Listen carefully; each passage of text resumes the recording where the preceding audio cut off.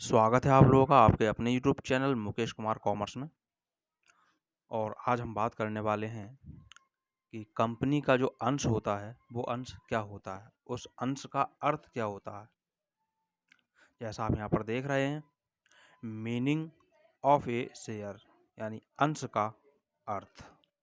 और ये अंश का अर्थ यहाँ पर जो ये क्लास लिखा हुआ कॉमर्स क्लास 12th, लेकिन ये आपके 9th में, 10th में, 11th में, 12th में, बीकॉम में, बीबीए में, ये यहाँ तक कि कॉमर्स से पीएचडी भी अगर करें उसमें भी आपको देखने को मिलेगा।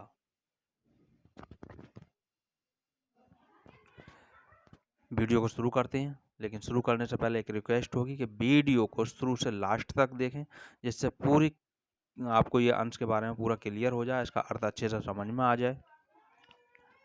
तो शुरू करते हैं।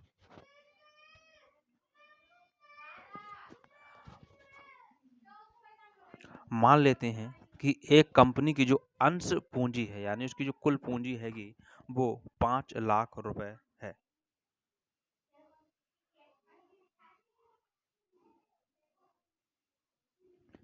ये आपको यहाँ पर दिखाई दे रहा है कि एक कंपनी की जो टोटल कैपिटल है, पूंजी है, पूंजी को ही कैपिटल कहा जाता है, 5 लाख रुपए। अब कंपनी पूंजी एकत्र करने के लिए अपनी पूंजी को अंशों में विभक्त करती है। यानी इस 5 लाख रुपए को पहले एक कागज पर इसको कागज पर लिख करके इसके टुकड़े किए जाएंगे। अब वो 100 रुपए वाले टुकड़े कर लिए जाएं, तो एक जो टुकड़ा है उसको ही अंश कहा जाता है। जैसे इसको जो इसके 100 रुपए की अगर इसको हम डिवाइड कर दें तो एक टुकड़ा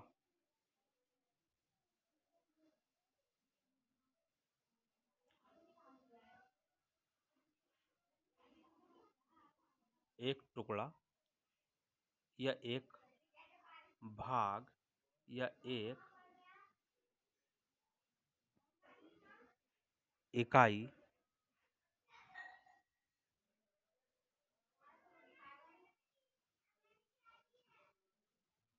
इसको ये कहा जाता है। इसको एक टुकड़ा कह सकते हैं, एक भाग कह सकते हैं, एक इकाई कह सकते हैं। लेकिन इन सब का ये एक अंश भी हो गया, पूंजी का एक अंश को भाग ही कहा जाता है। लेकिन इन सब के लिए इंग्लिश में जो कहा जाता है वो कहा जाता है शेयर।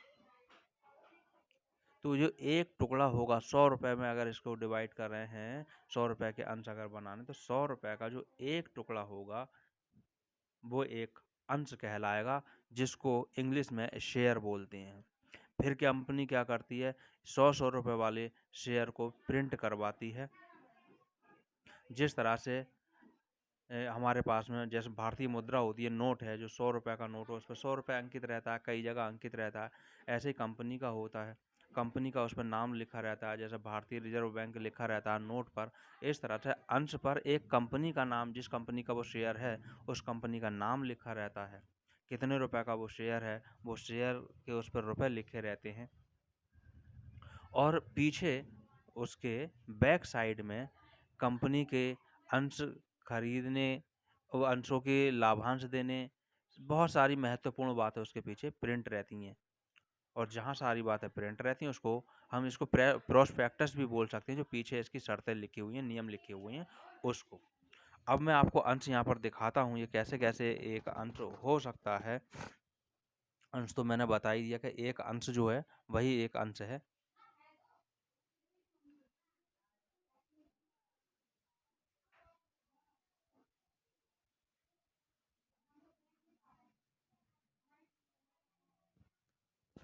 अब जैसे 100 रुपए वाले हमें अंश तैयार करने, तो हमें इसमें क्या करना है, हम इसको डिवाइड कर देंगे 100, यानी 100 से हम इसको डिवाइड कर देंगे। तो इससे जो शेयर्स की नंबरिंग है, काउंटिंग है, वो निकल के आ जाएगी। शेयरों की संख्या निकल के आ जाएगी कि कंपनी के पास कुल कितने शेयर हैं।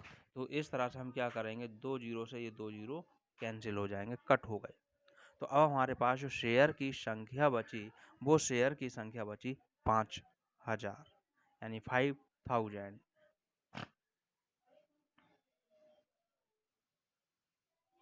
शेयर बराबर 5000, यानी ये 5000 शेयर हो गए, जो कि रेट से है इसका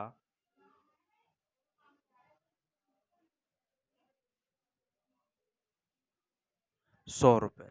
ये ₹100 का एक शेयर है और कंपनी के पास 5000 शेयर हो गए। कब? जब कंपनी की पूंजी 5 लाख है। लेकिन यहाँ शेयर कंपनी जो है 2 तरह के शेयर होते हैं, प्रेफ़रेंस शेयर और इक्विटी शेयर, यानी पूर्वाधिकार अंश और समता अंश। तो इनके बारे में हम अगली वीडियो में बात करेंगे। फिलहाल यहाँ पर बात थी अंश की।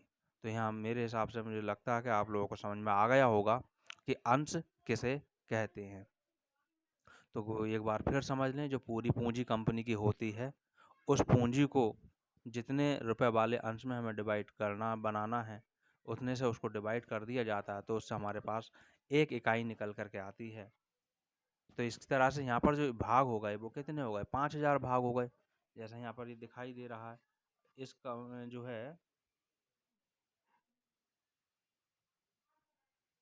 ये 5000 भाग हो गए, जिसको इकाई कहा जाएगा। मैंने पीछे ही बताया था, एक इकाई या एक भाग, एक टुकड़ा, ये सब जिसको हिंदी में अंश भी कहा जाता है। तो मुख्य तौर पर इसको अंश ही कहा जाता है और अंश को इंग्लिश में शेयर कहा जाता है। तो 5 लाख रुपए की पूंजी के कोई ज़रूरी नहीं है कि 100 रुपए वाले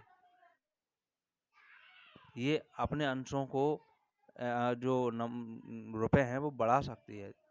500 रुपए वाला अंश बना सकती है, 200 रुपए वाला बना सकती है, 100 वाला बना सकती है, 50 वाला बना सकती है। लेकिन 100 रुपए से जो कम के अंश हैं, वो समता अंशों की उसमें आते हैं अंतर्गत। तो इसके बारे में फुल डिटेल में आपको अगली वीडियो में मिलेगा, इसके प्रकार वगैरह के बारे में। तब तक के लिए धन्यवाद। मिलेंगे अगली वीडियो में।